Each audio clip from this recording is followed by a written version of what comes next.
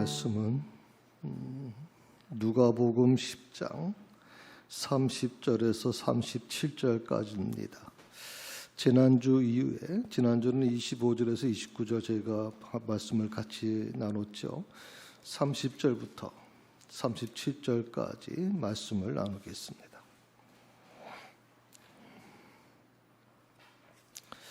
네, 다 찾으셨으면 자리에 일어나셔서 하나님의 말씀을 들으시기 바랍니다.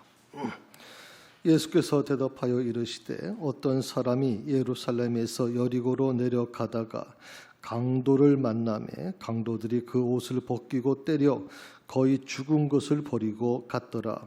마침 한 제사장이 그 길로 내려가다가 그를 보고 피하여 지나가고 또 이와 같이 한 레위인도 그곳에 이르러 그를 보고 피하여 지나가되 어떤 사마리아 사람은 여행하는 중 거기 이르러 그를 보고 불쌍히 여겨 가까이 가서 기름과 포도주를 그 상처에 붓고 싸매고 자기 짐승에 태워 주막으로 데리고 가서 돌보아 주니라. 그 이튿날 그가 주막 주인에게 데나리온 2를 내어 주며 이르되 이 사람을 돌보아 주라. 비용이 더 들면 내가 돌아올 때에 갚으리라 하였으니 내 생각에는 이 세 사람 중에 누가 강도 만난 자의 이웃이 되겠느냐. 이르되 자비를 베푼 자니이다. 예수께서 이르시되 가서 너도 이와 같이 하라 하시니라. 이것이 하나님의 말씀입니다. 아멘.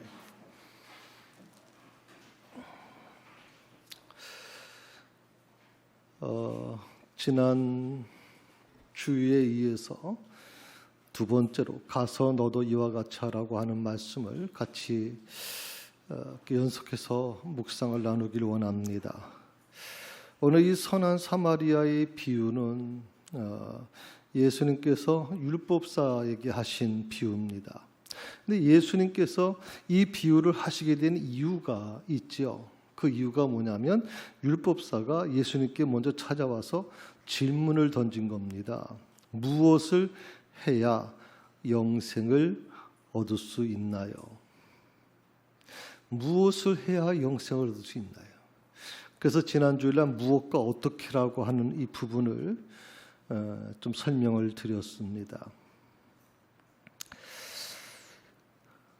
자, 이 무엇을 해야 영생을 얻습니까? 라고 하는 이 율법사의 질문 속에는 어떤 잘못이 하나가 있습니다. 율법사가 뭔가 잘못되게 이해하고 있는 부분이 있다고 말씀을 제가 드렸죠. 뭐죠? 무엇을 해야 영생을 얻을 수 있습니까? 율법사는요, 구원의 주권이, 구원의 주도권이 바로 자신에게 있다고 착각하고 있는 거예요. 나에게 있다고 생각하는 거예요. 구원의 주도권은 인간에게 있는 게 아니라 하나님께 있는 것이거든요. 그런데 이 율법사는 놀랍게도 하나님의 말씀을 연구하고 하나님의 말씀을 믿고 하나님의 말씀을 해석하는 자가, 놀랍게도 남을 가르치는 자가 구원의 주도권을 하나님이 아닌 자신에게 있다고 하는 착각 속에 살아가고 있어요. 그래서 예수님께 무엇을 해야라고 하는 물을 물어요. 무엇을 해야?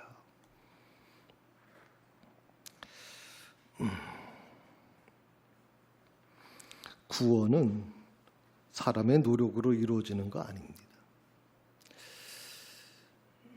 구원은 하나님이 이끌어 가시는 겁니다. 아멘. 네, 구원은 하나님이 이끌어 가시는 겁니다. 그래서 사도 바울은 이렇게 얘기했죠. 구원은 선물이다. 하나님의 선물이다. 선물을 노력해서 받는 경우가 있어요. 선물은 노력해서 얻는 게 아니잖아요. 내 노력과 상관없이 상대방이 주는 것을 우리가 받는 거 아니에요. 근데 이 하나님의 선물과 같은 이 구원이라고 하는 것을 우리가 잘못 이해하는 부분이 있어요. 율법사는 계속 주님께 뭐라고 묻냐면 대체 뭘 해야 영생을 얻습니까? 라고 물어보고 있는 거예요. 방법에 대해서 묻고 있는 거예요. 방법.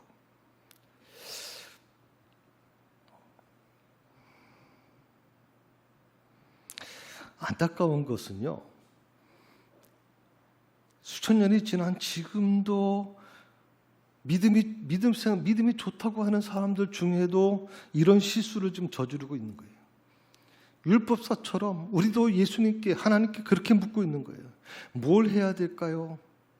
뭘 해야 구원을 받을 수 있을까요? 뭘 해야 영생을 얻을 수 있을까요?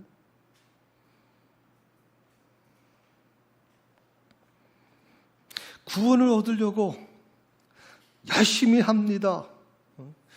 아마 목사가 뭘 주문해도 구원을 얻기 위해서는 뭐든지 할 거예요. 몸이 부서지라 할 거예요. 제가 인터넷에 올라온 한 뉴스를 봤어요. 뉴스 그 서면으로 나오는 뉴스인데 거기 보니까 한 20대 한 젊은 여성분인데 집안이 참 믿음이 좋은 분 같아요. 근데 날씨가 더워지면서 너무 더우니까 이제 머리를 카트를 하면서 이제 그 사진하고 해서 올린 거예요. 카트에서. 그러면서 그 카트 하면서 올리는 글 중에 이렇게 나와요. 우리 교회, 제가 다니는 교회는요, 머리를 절대 자르면 안 돼요. 머리를 길러야 돼요. 왜냐하면 목사님이 머리 기는 걸 좋아하대요. 그래서 그 교회는, 자기 교회는 절대 머리를 자르면 안 된대요. 자기 부모님한테도 물어봐도 부모님도 목사님이 싫어하시니까, 목사님이 좋아하시는 건 머리가 길어야 되니까 머리 자르지 마라. 이제 그거를 올렸어요. 그런데 너무 덥고 너무 자기 자신 젊은 사람이니까 너무 이해를 못 하겠어. 그래서 이제 미용실에서 이제 카트를 하면서 내가 집에 들어가면 아마 얻어맞아서 아주 굉장히 힘들 것 같다. 교회 가도 그런 모습으로 교회 가면 사람들이 날 쳐다보면서 막 조롱할 거다. 이제 그런 얘기를 이제 딱 올렸어요. 여러분, 구원을 얻으려고 사람들 열심히 합니다. 목사가 뭘 하면 그냥 어떻게든지 그걸 이루려고 노력을 합니다. 구원이라고 하는 게 그 모든 이 하는 일의 모든 것이 어디에 기초된 겁니까? 결국 사람이 노력하는 겁니다. 노력해서 얻으려고 하는 것입니다. 성경 끊임없이 우리에게 구원은 선물이라고 말씀해 줍니다. 우리의 공로와 내 노력과 상관없이 하나님이 우리에게 거저 주신 선물이다라고 얘기하는 거예요. 근데 그 선물을 우리는 계속 노력해서 얻길 원하는 겁니다. 이 율법사처럼 뭘 해야 될까요? 무엇을 해야 될까요? 어떻게 해야 내가 구원을 받는 겁니까? 무엇을 해야 구원을 받는 겁니까? 방법론을 열심히 찾고 있는 거죠.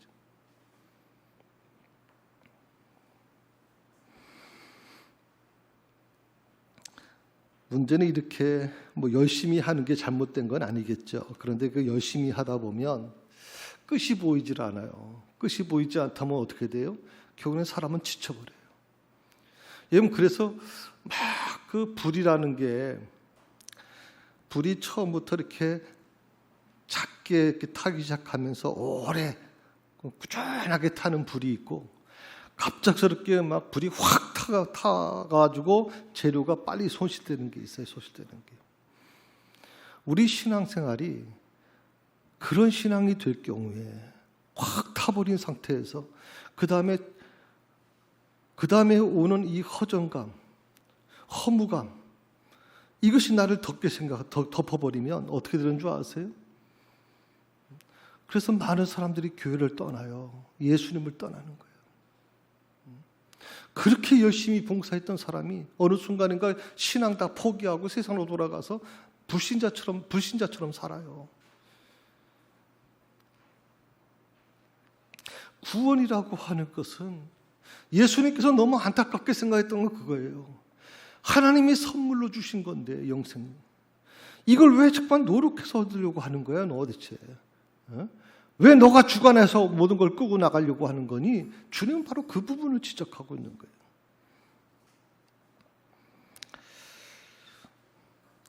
구원이 자신의 노력으로 할 수 있다고 착각하고 있는 이 율법사에게 예수님께서 이렇게 묻습니다. 성경에 대체 어떻게 기록되어 있니? 아니 율법 성경의 박사라고 불려지는 이 율법사 서기관에게 예수님께서 율법 성경이 어떻게 쓰여져 있어? 그렇게 묻고 있어요. 그러니까 율법사가 또 그 대답을 잘해요. 주 너희 하나님을 사랑하고 이웃을 내 자신과 같이 사랑하라 하셨습니다. 알기는 잘 알아요. 정말 박사야 드디어 뭐. 그러니까 하나님의 말씀에 이미 다 기록되어 있는 거예요. 자, 구원을 영생을 얻는 방법을 물어봤어요. 뭘 해야 영생을 얻겠습니까? 그러니까 성경에 뭐라고 쓰여져 있어? 그러니까 성경에 있는 걸 그대로 얘기해 주는 거예요. 하나님을 사랑하고 내 이웃을 내 자신과 같이 사랑하라고 하셨습니다. 그런데 그러니까 거기까지는 다 알고 있는데 주님께서 뭐라고 지금 말씀하고 계시냐면 그래 너 너무 잘 알고 있네. 그게 해답이야. 그게 정답이야. 성경에 이미 기록돼 있잖아. 너 알고 있잖아. 그렇게 하라고. 너가 알고 있는 그 지식을 그대로 해라 대체. 저는요 율법사가 이 예수님의 말씀을 듣고 나서 어떤 마음의 동요가 일어났을까 하는 거예요. 분명 모든 것을 알고 있음에도 불구하고 왜 예수는 바로 그걸 실천하지 않는 거냐고 묻고 있는 거거든요. 몰라서 그런 건가 하는 거예요. 알면서도 지키지 않는 것이냐라고 하는 거예요. 알면서도 지키지 않는 거예요. 그때 율법사가 이렇게 대답을 하죠. 주님, 예수님 다 했어요. 저 다 지켰어요. 하나님 사랑했고요. 이웃을 사랑하는 것도 다 했어요. 문제는 내 이웃이 누군가만 얘기해 주세요. 내 이웃이 누군가. 내가 알고 있는 선에서는 나는 이웃에게 최선을 다했고 그리고 뭐 하나님에 대해서도 최선을 다했어요. 아마 어떻게 보면 율법사의 말이 틀린 말은 아니에요. 왜냐하면 율법사는 자기 시간이 없었을 거예요. 하루 종일 온전히 하나님 사랑하고 이웃 사랑하는 삶을 살아간다는 것은 너무나도 힘들고 어려운 삶이에요. 자기 시간, 자기 취미 가질 수 없어요, 여러분. 그렇게 살아왔기 때문에 율법사는 자신이 있었어요. 나는 하나님을 사랑하고 내 이웃을 내 자신처럼 사랑하는 이것에 대해서는 분명히 내가 알고 있어요. 그런데 예수님께서 말씀하시는 이 부분에 대해서 이웃이라고 하는 것이 누군지 다시 한번 얘기해라. 내가 모르는 이웃이 또 있는가? 그렇다면 그것까지도 내가 수용하겠다고 생각하는 거예요. 그때 주님이 내 이웃이 누군가라고 묻는 이 율법사에게 말씀하신 말이 이 비유가 뭐냐면 바로 선한 사마리아인의 비유인 거예요. 선한 사마리아의 비유. 율법사가 내 이웃이 누굽니까라고 묻는데 주님은 뭐라고 대답을 하고 있는 거냐면 강로 만난 자의 이웃이 누구냐라고 대묻고 계세요. 내 이웃이 누굽니까라고 묻고 있는 율법사에게 강로 만난 자의 이웃이 누구냐고 대묻고 계시는 주님. 무슨 의미가 있을까요? 무슨 뜻이에요? 예수님께서 대묻고 있는 이유가 뭐예요? 율법사야. 또 이웃에 대해서 얘기하고 있잖아. 너 이웃에 대해서 뭐 계명 다 지켰다고 얘기했잖아. 그런데 강도 만난 자가 바로 너야. 너 왜 그걸 모르냐 대체 하는 거예요. 강도 만난 자가 바로 너다 대체. 너는 그렇게 굉장히 어렵다고 생각하냐? 너가 하나님을 사랑하고 네 이웃을 내 자신처럼 사랑한다고 자신의 율법에 대해서 도통했어? 강도 만난 자가 바로 너란 말이야. 이 선한 사마리아 이 비유에서.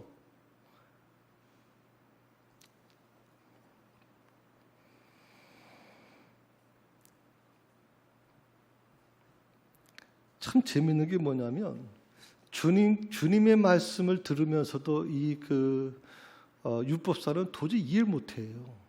계속 이웃에 대해서만 계속 따지고 물어요. 이웃. 그 말은 뭐예요? 나는 완전하다고 하는 거예요. 나는 지금까지 말씀을 잘 지켰고 최선을 다해왔고 그렇기 때문에 나는 문제가 없어요. 그러니 이웃에 대해서만 얘기해 주세요. 그러면 내가 더 할 테니까.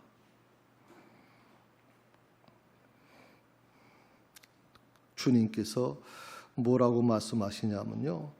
누구를 사랑해야만 영생을 얻는 게 아니다. 이웃에 대해서 계속 묻고 있는 율법사에게 누구를 사랑해야만 영생을 얻는 게 아니다. 율법사 너가 바로 강론 만난 자라는 것을 깨달아야 되는 것이다. 너가.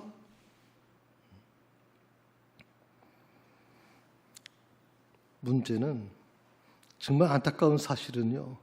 율법사가 끝까지 자기가 강도 만난 자라는 걸 받아들이질 않아요. 처음엔 모를 수도 있겠죠. 처음엔 몰랐을 거예요 아마. 근데 시간이 가면 갈수록 이 율법사는 인정하고 싶지 않아요. 인정할 수가 없어요. 내가 강도 만난 자라는 걸 인정하지 못해요. 지금 내 신앙의 모습을 한번 좀 돌아봤으면 좋겠어요. 내 모습 속에서 이 율법사의 신앙 구조와 과연 얼만큼 닮아 있는가 하는 거예요. 어떻게 보면 율법사처럼 영생 얻는 방법만 쫓으면서 살고 있는 것은 아닌가. 주위 사람이 죽어가도 상관하지 않는 거죠. 나는 저 사람들과 달라. 나는 특별한 존재야. 라고 생각을 하면서 다른 사람과 나를 차별시키면서 그곳에서 다른 사람에 대한 부분만 계속 집중해 나가려고 하는 이 율법사의 모습과 내가 너무나도 닮아 있는 것은 아닌가. 이렇게 되면요, 어떻게 되는 줄 아세요? 괴물이 돼요. 신앙 잘못 생활하면요, 신앙을 잘못 가지게 되면 괴물이 돼요. 한번 여러분 보시겠어요? 처음에 우리가 신앙을 갖게 되면요, 사람을 사랑하는 마음을 가져요. 이웃을 사랑하는 마음을 가져요. 근데 이것이 율법사처럼 이웃이라고 하는 것에 대한 것을 어떻게 보면 제한된 이웃에 대한 개념을 갖게 되고 내 식대로 해석해 나가는 이웃에 대한 개념만 갖게 되면, 다시 말하면 좁은 바운더리 속에 내가 그것을 끌어안고 있게 되면 어떻게 되냐면 그 이웃이 아닌 사람들은 아무렇게 해도 상관이 없는 거예요. 그래서 독일 교회가 600만 명의 유대인이 죽어도 눈 깜짝하지 않았어요. 러시아 종교회가 우크라이나 사람들 지금 수만 명이 죽어나가고 있는데도 눈 깜짝하지도 않아요. 러시아 군인 3만 명이 죽었다 그러는데도 아무렇지도 않아요. 신앙이 잘못되면요, 사람이 죽어나가는데도 눈 깜짝하지 않아요. 여러분, 진정한 괴물이 되는 거예요. 괴물이. 신앙생활 잘해야 돼요. 여러분, 진짜 신앙이 잘못되면 진짜 무서워요. 왜 사이비 이단이 무서운 줄 아세요? 사이비 이단이 왜 무서워요? 생명을 귀하게 생각하지 않거든. 무엇에만 초점 맞춰가지고 완전히 거기만 각인돼 버리는 거예요.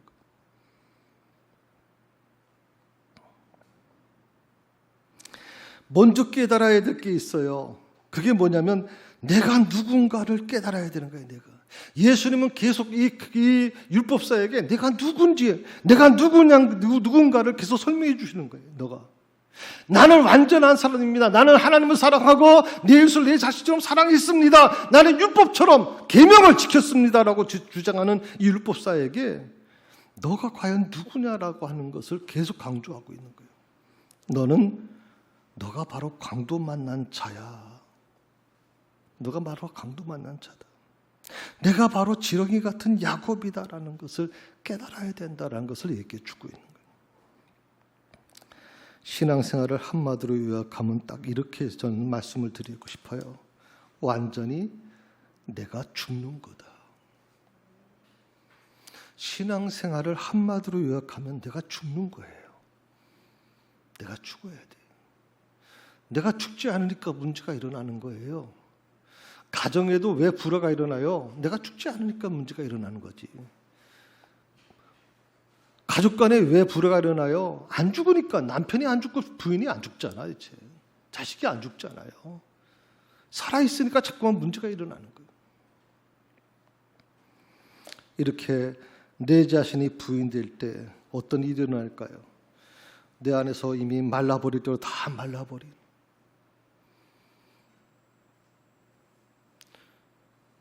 생명 자체가 사라져버린, 감동이 사라지고 어떤 걸 봐도 감동을 느끼지 못할 정도의 완전히 폐허되어 버린 내 마음이 다시 새 생명이 살아나기 시작한다.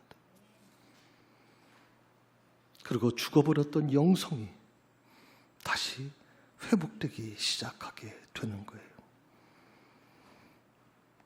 율법의 본질, 우리가 계속적으로 지금 말씀을 나누고 있죠. 율법의 본질이 뭐냐? 하나님 사랑, 이웃 사랑. 이것은 이미 하나님의 말씀에 기록되어 있는 내용이니까 율법사조차도 다 알고 있는 내용이잖아요. 문제는 이웃이 먼저냐, 사랑이 먼저냐 하는 거예요. 이웃, 하나님 사랑, 이웃 사랑, 이건 율법사도 알고 있는 내용이에요. 자신 있게 얘기하잖아요. 그런데 문제는 이웃이 먼저냐, 사랑이 먼저냐라고 하는 이 물음 앞에 아주 고민을 하게 되는 거예요. 이웃이 먼저냐, 사랑이 먼저냐. 어느 것이 더 중요하냐 되죠. 이웃이 중요한 것이냐, 사랑이 중요한 것이냐.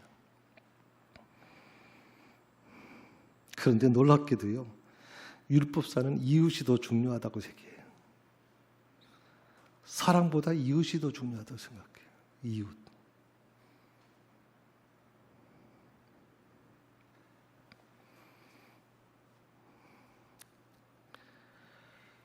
주님이 율법사에게 이웃을 사랑하라고 하는 이 말씀을 주셨는데 그 말씀의 참 의미가 뭐냐? 그것은 이웃에 있는 것이 아니라 사랑하라는 데 있는 거거든요, 원래는. 주님은 이웃에 초점을 맞추고 있는 게 아니라 사랑에 맞추고 있는 거예요, 사랑. 그런데 놀랍게도 이 율법사는 이웃에 초점을 맞추고 있어요, 사랑보다도.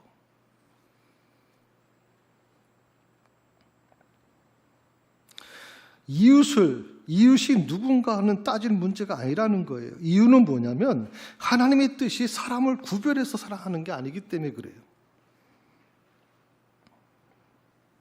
그런데 유대인들은 어떻게 생각해요? 이웃을 구분해요. 자신들이 생각하는 이웃은 따로 있어요. 같은 피를 나눈 유대인이어야 돼. 그리고 죄가 없어야 돼. 죄를 지은 사람은 자기 친구가 이웃이 될 수가 없어요. 그러니까 유대인들은 이 율법사가 얘기한 대로 나는 이웃을 사랑했습니다. 이웃을 내 자신처럼 정말 사랑했습니다라고 하는 말은 그 자신 율법사의 입장에서는 틀린 말이 아니에요. 왜? 자기가 생각하는 이웃은 유대인이고 그리고 죄가 없는 사람이에요. 이런 사람들을 그런 지금까지 사랑해 왔어요. 돌봐주고 왔어요. 그런데 거기서 벗어난 사람들은 이웃이 아니니까 그들이 죽던 그들이 뭘 하던 난 상관이 없는 거예요. 그거는.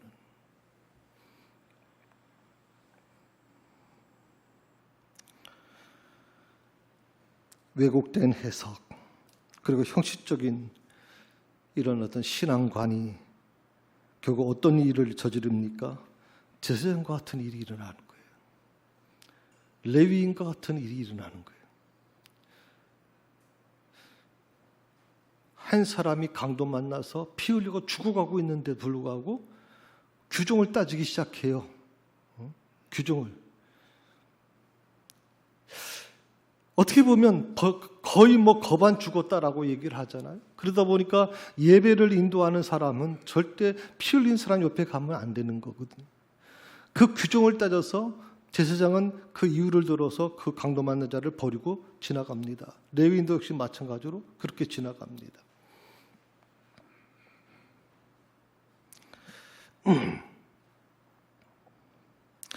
그런데 이런 잘못이 과연 이 유대인만, 이 제사장과 레위인만이 지금 한 것이냐 이 말이에요. 우리는 이 말씀을 가지고 제가 지난번에도 한번 말씀을 드린 적이 있습니다만은 제사장과 레인을 생각하면서 어떻게 이럴 수가 있냐고 막 그냥 막 우리는 막 있는 말 없는 말 다 해가지고 막 정죄하죠 이들을. 그런데 가만히 생각해 보세요. 내 안에 제사장과 레인과 같은 모습이 없는지. 우리나라가요 제3세계 사람들, 그러니까 뭐 아시아 사람이나 뭐 아프리카, 우리 교회도 그 아프리카에 있는 우리 청년 하나가 와 있었지 않습니까? 지금 뭐 지방 전주대학 전북대학인가요? 예, 가 있죠.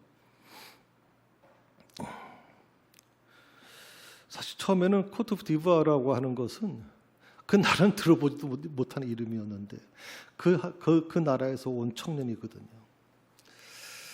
사실 우리하고 색깔이 다르고 우리하고 조금 다르게 생긴 사람들이 교회에 들어오게 되면 우리는 뭔가 조금 색안경 끼고 보기 시작하고 뭔가 좀 곁을 두질 않는 겁니다. 이거는 뭐 어쩔 수 없이 반응을 보일 수밖에 없어요. 미국이나 유럽도 마찬가지입니다. 예. 인종이 다른 사람이 그 교회 예배에 들어가려는데 예배 문 밖에서 쫓아냅니다. 못 들어오게 합니다. 같은 색깔에 있는 같은 피부를 갖고 있는 사람만이 예배를 드릴 수 있는 거예요. 그들의 입장에서는 그거죠. 이웃은 누구예요? 예, 같은 백인이어야 돼요. 흑인은 이 교회에 들어오면 안 돼. 왜? 이웃이 아니기 때문에. 우리 교회 안에서 하나님을 믿는다는 사람들조차도 인종을 차별해요. 동남아시아 우리나라에 와서 일하는 동남아시아 사람들이 가장 서글픈 게 뭔지 아세요? 교회에서조차도 자기들이 차별받고 있다는 걸 얘기를 하고 있어요. 자기 교회 안에서도.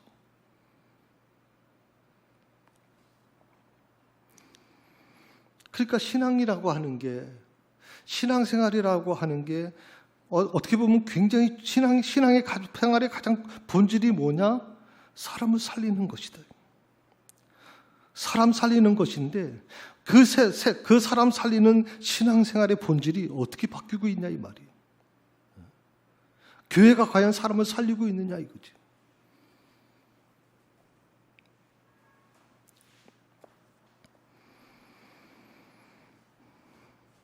지금 바로 이 부분이에요. 너가 갖고 있는 영생을 얻고자 하는 마음, 그리고 율법사로서 신앙에 굉장히 중요한 역할을 하는 너는 사람을 살리는 일을 해야 되는데 너 스스로가 사람을 살리는 것이 아니라 너 스스로가 어떤 제한된 속에서 다른 사람을 부정하고 이웃을 제한하고 있는 것이 아니냐. 예수님은 바로 그 부분을 얘기하고 있는 거예요. 그것이 과연 정말 너가 말씀을 제대로 지키고 있다고 생각하는 것인가? 주님이 율법사에게 말씀하고 싶으셨던 핵심적인 메시지가 바로 이겁니다. 유대인들이 율법의 형식은 잘 지키고 있는데 율법의 본질을 왜곡하고 있다는 것이죠. 그리고 주님의 이러한 비판은 누가복음에만 기록되어 있는 게 아니라 사복음서 모두에게 다 기록되어 있습니다. 그만큼 이 부분이 굉장히 중요하게 여겨진 거예요. 처음에 여러분 보시게 되면 예수님의 제자들이 대부분 유대인들입니다. 그 유대인들이 이 성경 사복음서를 기록하면서 놀랍게도 이 부분을 드러내고 있는 거예요. 인종적인 차별, 지역의 어떤 제한, 구원의 제한, 이런 것들에서 예수님께서 뭘 원하셨던 것인지 그걸 지금 이 사복음서는 다 드러내고 있어요. 그리고 그것이 얼마나 부끄러운 것인가를 스스로 돌아보고 있는 거예요. 주님은 안식일 문제나 11조 문제나 기도, 제사, 금식 같은 형식적인 종교 의식들에 대해서 아주 무섭게 비판합니다. 독사의 자식들을, 회칠한 무덤과 같은 자들을, 너희도 들어가지 못하고 다른 사람들도 들어가지 못하게 하는 자들.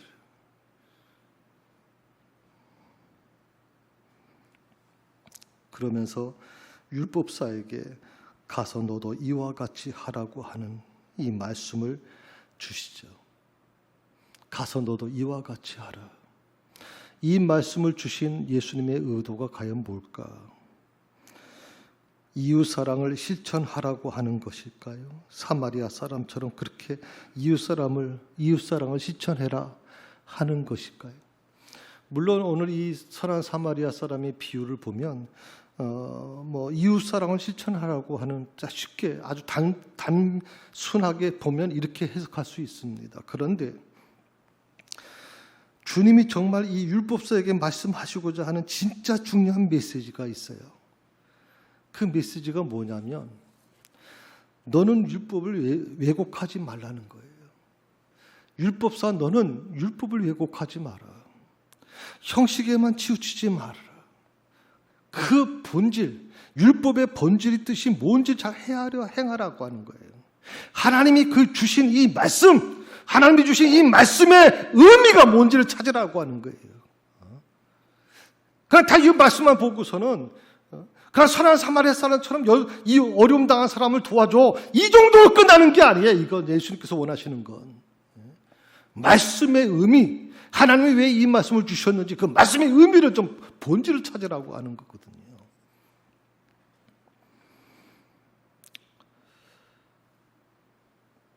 오늘 내 모습은 어떨까요? 내 신앙생활이 형식이 앞서고 있는지 아니면 본질이 앞서고 있는지. 주의 성수 문제라든지 11조의 문제라든지 또 예배의 문제라든지 기도의 문제라든지 봉사의 문제라든지 헌금의 문제라든지 그 모든 신앙 행위의 문제에 있어서 형식이 앞서고 있는가 아니면 본질이 앞서고 있는가. 11조를 드리고 주의 성수를 하는 것이 의무적인 신앙이라면 그걸 드리면서도 왜 이걸 드려야 되는지조차 모르는 상태로 드려지는 거라면 그저 그냥 목사님이 열심히 드리면 축복받으니까 11조 열심히 드리세요. 그러면 하나님께서 막 넘치도록 축복해 주시니까 어떤 분들은 그렇게 얘기하잖아요. 11조 드리면 10배, 100배의 축복을 주십니다. 시험해 보십시오. 그냥 그렇게 믿고 가는 게 편하잖아요. 근데 갑자기 주의 성수의 의미가 뭔지 11조의 의미가 뭔지 왜 이걸 드려야 되는지에 대해서 생각해 보세요라고 하면 머리가 아프니까 생각하고 싶지 않은 거예요. 언제부터인가요? 나 자신도 모르게 드려지는 이 신앙의 행위들, 그게 주의 성수일 수 있고 11조일 수도 있고 예배의 모든 게 다 있을 수 있는데 그게 뭔가 본질에서 좀 벗어나고 있는 게 아닌가. 그렇게 한번 생각해 보신 적이 있는지 모르겠어요. 제가 13가지 질문을 여러분에게 좀 던집니다.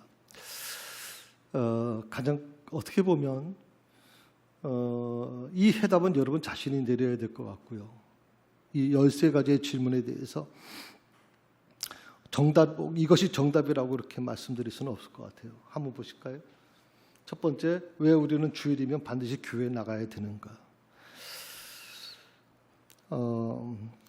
가급적이면 목회자도 언급하고 싶지 않은 부분이죠.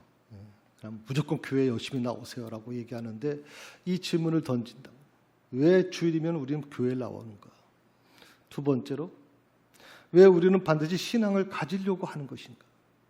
신앙 없이도 얼마든지 잘 사는 사람들 많은데 오히려 신앙을 갖게 됨으로 인해서 더 거창스럽고 더 힘들 수밖에 없는데 근데 왜 우리는 반드시 신앙을 꼭 가져야 되는 것인가?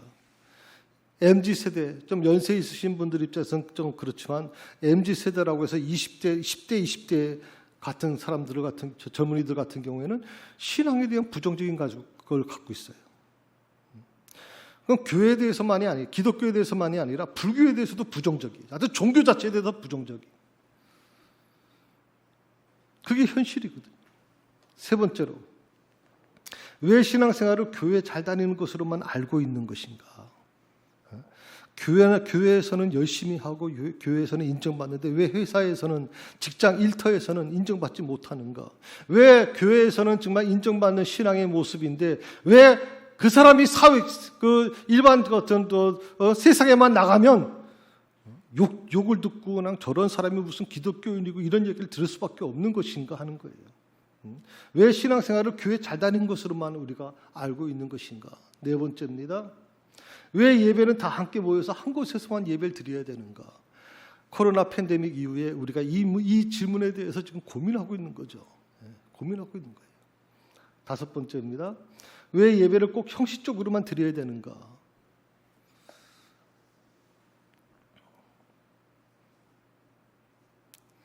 그렇게 주일날 와서 1시간 형식에 맞춰서 예배를 드리는 것만이 예배냐 하는 거죠. 그 다음에도 나옵니다. 왜 우리는 기도를 해야 되는가?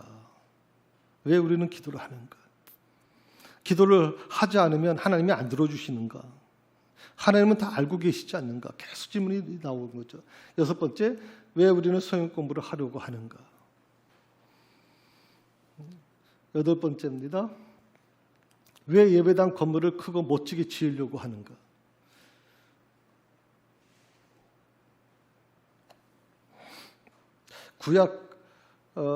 구약 성경을 인용을 해서 하나님의 성전을 짓는 자에 주신 축복을 이제 설교를 많이 합니다. 건축 앞에 두고. 교회 건축을 하게 되면 하나님이 이렇게 축복해 줄 겁니다라고 얘기하잖아요. 근데 왜 우리가 건물을 크게 짓고 멋지게 지려고 하느냐라고 하는 이 물음 앞에 우리는 어떻게 대답해야 되는가? 아홉 번째, 왜 교회 봉사를 하고 있는 것이냐 그러죠. 갔다나 6일, 5일 동안 세상 나가서 사는 것도 지치고 힘든데 맞벌이 부부로 겨우겨우 살아가고 있는데 교회 봉사할 시간이 어디 있어요? 근데 왜 교회 봉사하라고 막 재촉하는가 하는 부분에 대한 의문이 생기죠. 열 번째, 왜 헌금을 해야 되는가? 지금도 먹고 살기도 힘든데.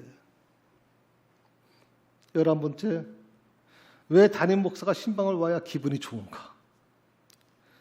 제가 부목사 때 아주 처절하게 느낀 거거든요.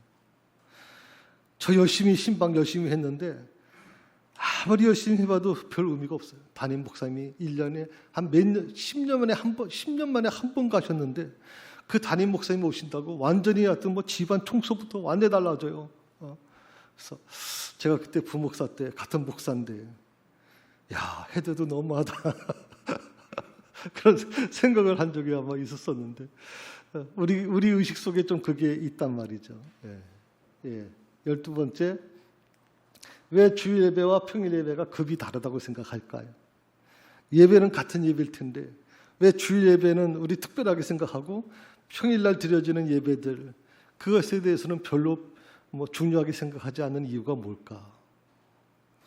13번째, 왜 찬양대는 가운을 입어야 할까요? 한번 고민해 보셨어요? 왜 가운을 입어야 될까? 어느 교회는 성가대 가운 안 입고 합니다. 목사도 가운 안 입고 하는 교회가 많아졌습니다. 지금. 왜냐하면 뭐 가운이 구약적인 사고방식이라 그래가지고 안 하는 경우도 많거든요. 그러면 가운을 입어야 된다면 왜 가운을 입어야 되는가에 대한 부분을 알고 있어야 된단 말이죠.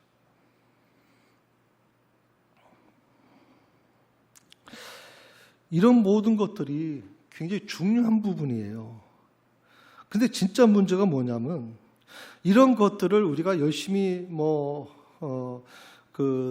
나름대로 열심히 행하려고 하는 그 과정에 있어서 조금 실수하는 것도 있고 좀 모르는 것도 있을 수 있어요. 그런데 문제는 뭐냐면 아무런 의식 없이 맹목적으로 습관적으로 이것을 해나갈 때 그게 위험하다는 거예요. 위험하다는 거예요. 헌금을 드리면서도 그 헌금을 왜 드리는지조차 모르면서 헌금을 드린다. 그럼 그게 이런 거 아니에요? 무당한테 가면요. 무당한테 가면 무당이 제일 먼저 뭐예요? 복철 원해요. 복 받으려면 복철 내놓으라 그래요.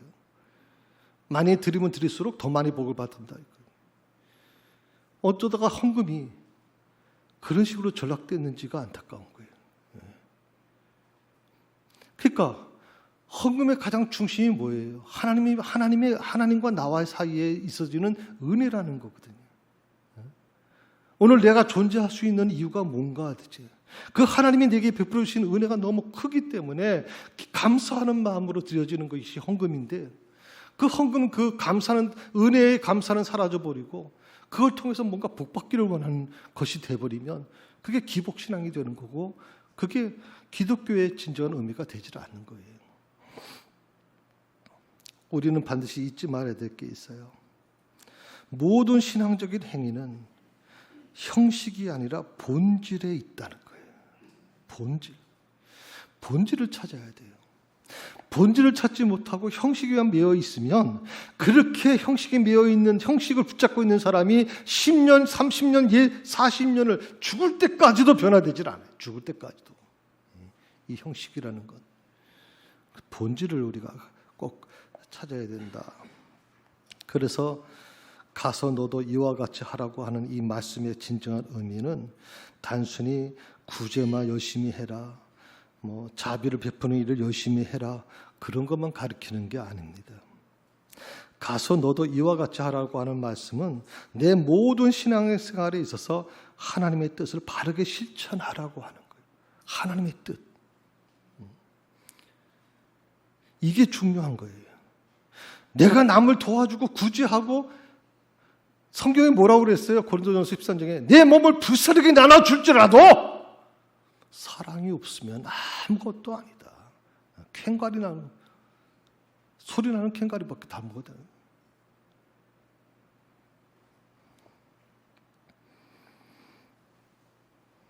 그래서 신앙생활에서 가장 중요한 게 뭐냐면, 선한 일을 하기 전에, 착한 일을 하기 전에, 봉사하기 전에, 예배를 드리기 전에 먼저 가장 중요한 하나님의 은혜를 깨달아야 돼요.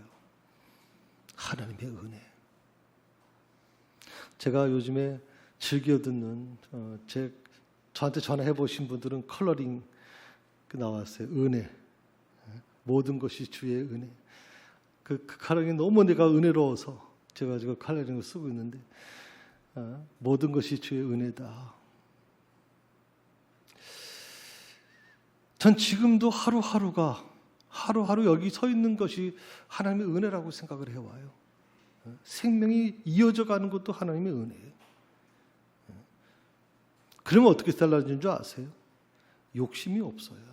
욕심이. 성도 여러분, 우리는 결국 한 자리에서 만날 겁니다.